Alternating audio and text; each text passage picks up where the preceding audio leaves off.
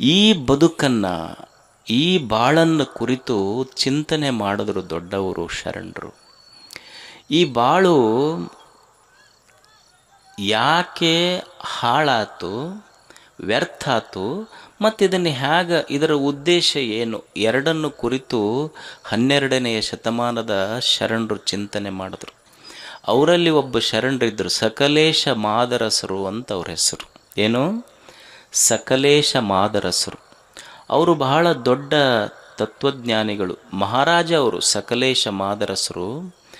ಮಹಾರಾಜ ತನ್ನ ಎಲ್ಲ ಸಾಮ್ರಾಜ್ಯವನ್ನು ತ್ಯಾಗ ಮಾಡಿ ಕಲ್ಯಾಣಕ್ಕೆ ಬಂದಿದ್ದರು. ಅವರು ಶರಣರಾಗಿದ್ದರು. ಅವರು ಈ ಬಾಳಿನ ಬಗ್ಗೆ ಚಿಂತನೆ ಮಾಡುತ್ತಾರೆ.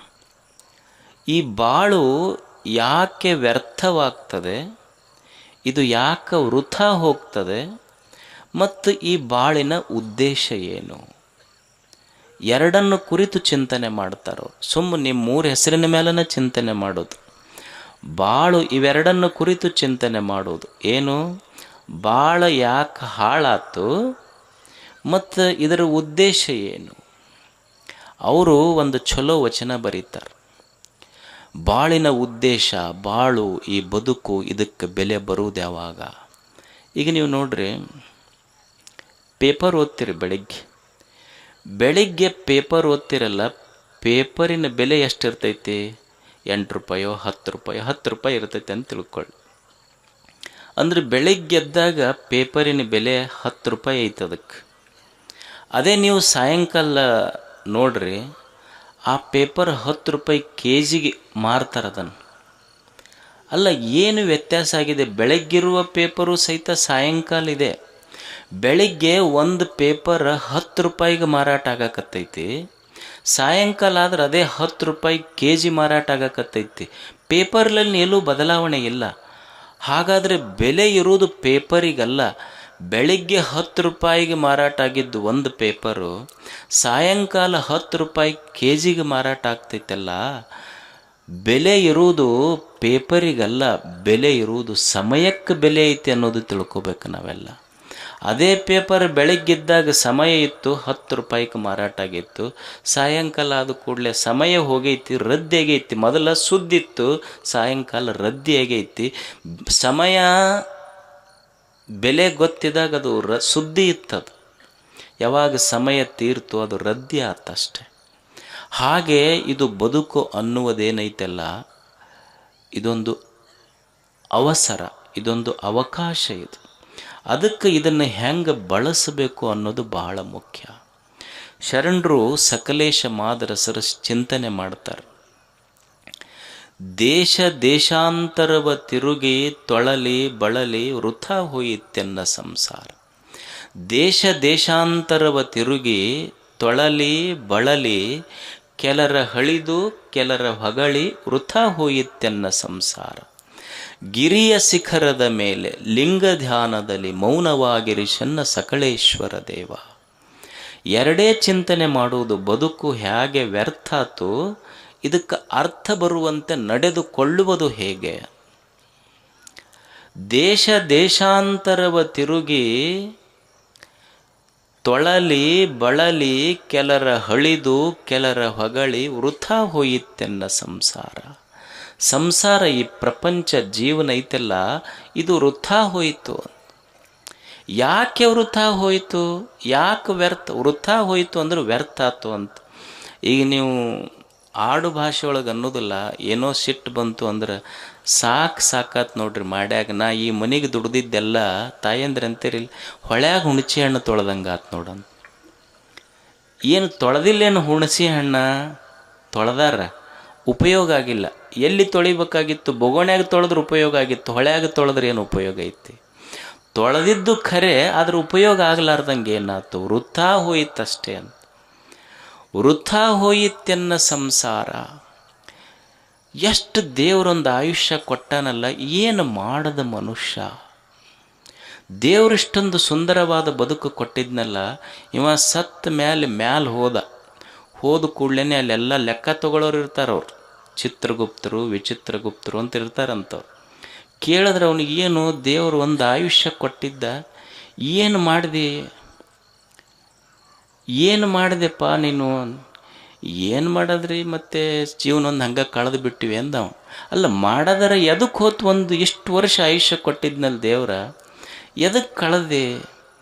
ಏನ್ರಿ ಮತ್ತಿಷ್ಟು ಸಮಸ್ಯೆ ಐತೆ? ಇಲ್ಲಿ ಒಂದು ಆಧಾರ್ ಕಾರ್ಡ್ ಮಾಡಿಸೋದು, ಪ್ಯಾನ್ ಕಾರ್ಡ್ ಮಾಡಿಸೋದು, ಮತ್ತು ಯಾವ್ಯಾವ ರೇಷನ್ ಕಾರ್ಡ್ ಮಾಡ್ಸೋಕೆ ಒಂದು ಆಯುಷ್ಯನ ಹೋತ್ರಿ ಪೂರ ನಮ್ಮದು. ಏನು ಮಾಡಿಯಪ್ಪ? ಆಧಾರ್ ಕಾರ್ಡ್ ಮಾಡಿಸ್ಯಾನ, ರೇಷನ್ ಕಾರ್ಡ್ ಮಾಡಿಸ್ಯಾನ, ಪ್ಯಾನ್ ಕಾರ್ಡ್ ಮಾಡಿಸ್ಯಾನ, ಪಾಣಿ ತಿದ್ದದು, ಇದು ಬಿಲ್ ತುಂಬೋದು, ಇದಕ್ಕೊಂದು ಆಯುಷ್ಯನೇ ಹೋತ್ರಿ ಇದಕ್ಕೆ. ಇವ್ರು ಮುಗಿಯೋದ್ರಾಗ ಜನಗಣತಿಯವ್ರು ಬಂದ್ರೆ ಅವರೊಂದು ತುಂಬಕತ್ತು. ನಿನ್ನ ಹೆಸರು ಏನು, ನಿಮ್ಮ ಅಪ್ಪನ ಹೆಸರು ಏನು, ನಿಮ್ಮ ಅವನ ಹೆಸರು ಏನು, ನಿಮಗೆ ಮಕ್ಕಳು ಎಷ್ಟು? ಅವ್ರ ಮಕ್ಕಳು ಅವ್ರಿಗೆ ನೆನಪಿಲ್ಲ, ಇವ್ರ ಮಕ್ಕಳು. ನಿನಗೆ ಮಕ್ಕಳು ಎಷ್ಟು, ನಿನಗೆ ಗಾಡಿ ಎಷ್ಟು ಅದಾವ, ಮತ್ತು ನಿಮ್ಮದು ಜಾತಿ ಯಾವುದು, ಧರ್ಮ ಯಾವುದು, ಮತ್ತು ನಿನಗೆ ಏನು ಬರ್ಕೋಬೇಕೇನು? ಪುಲ್ಲಿಂಗ್ ಅಂತ ಬರೀಬೇಕು, ಸ್ತ್ರೀಲಿಂಗ ಅಂತ ಬರೀಬೇಕು. ಅವಂದ ತಲೆ ಕೆಟ್ಟತ್ತು, ಶಂಭುಲಿಂಗ ಅಂತ ಬರ್ಕೊಂಬಿಡು ಹೋಗ್ಲ ಕಡೆ ಅಂದ. ಏನಂತ ಬರ್ಕೊಳ್ಳೋದು ಸಾಕಾಗಿ ಹೋಗೈತಿ, ನಮಗಾಗೈತಿ. ಏನು ಆಯುಷ್ಯ ಹೋತಿ ಅದಕ್ಕಿದು? ವೃಥಾ ಹೋಯಿತೆನ್ನ ಸಂಸಾರ. ಎದಕ್ಕೆ ಮನುಷ್ಯನ ಜೀವನ ಹೋತು? ಎಷ್ಟು ಜಗಳ ಆಡ್ತಲ್ಲ ಮನುಷ್ಯ, ಜಗಳಕ್ಕಾಗಿ ಆಯುಷ್ಯ ಹೋತು. ಈಗ ಅಣ್ಣ ತಮ್ಮ ಇದ್ದರು, ಬದುವಿಗೊಂದು ಗಿಡ ಇತ್ತು, ಬೇವಿನ ಗಿಡ.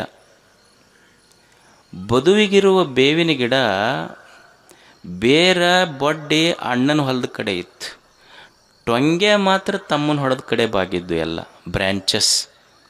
ಇಬ್ಬರಿಗೆ ಜಗಳ ಶುರು ಆಯ್ತು. ಅಣ್ಣಂದ ಇದು ಬೇವಿನ ಗಿಡ ನಂದಂದವ, ಯಾಕಂದ್ರೆ ಪೂರಾ ಬಡ್ಡಿ ಬೇರೆ ನನ್ನ ಕಡೆ ಬಂದೈತಿ. ಅವ ತಮ್ಮಂದ ಬಡ್ಡಿ ನಿನ್ನ ಕಡೆ ಇದ್ರೆ ಏನಾಯ್ತು, ಟೊಂಗೆ ಎಲ್ಲ ನನ್ನ ಕಡೆ ಬಿದ್ದವ, ಅದಕ್ಕಿದು ನಂದು ಅಂತ ಅವ. ಇಬ್ಬರಿಗೆ ಜಗಳ ಶುರು ಆಯ್ತು. ಜಗಳ ಶುರುವಾಗಿ ಅವರೇನು ಸುಮ್ಮನೆ ಇದ್ದರು. ಊರಾಗ 4 ಮಂದಿ ಶಾಣ್ಯರು ಇರ್ತಾರಲ್ಲ, ಅವ್ರಂದ್ರೆ ಹಂಗೆ ಯಾಕೆ ಬಿಡ್ತಿ ನೋಡು, ಕೋರ್ಟಿಗೆ ಹೋಗಿ ಅವನಿಗೆ ಯಾಕೆ ಬಿಡ್ತಿ ಅಂತ. ಶಾಣ್ಯರಂತ ಇರ್ತಾರೆ ಇಲ್ಲಿ ಊರಾಗ 4 ಮಂದಿ. ಶಾಣ್ಯರಂತ ಯಾರಿಗಂತಾರಂದ್ರೆ ತಾವ ಜಗಳ ಹಚ್ಚಿ ತಾವೇ ಬಗೆಹರಿಸ್ತಿರ್ತಾರೆ ಅವರು ಊರನ್ನ ಶಾಣ್ಯರವ್ರು.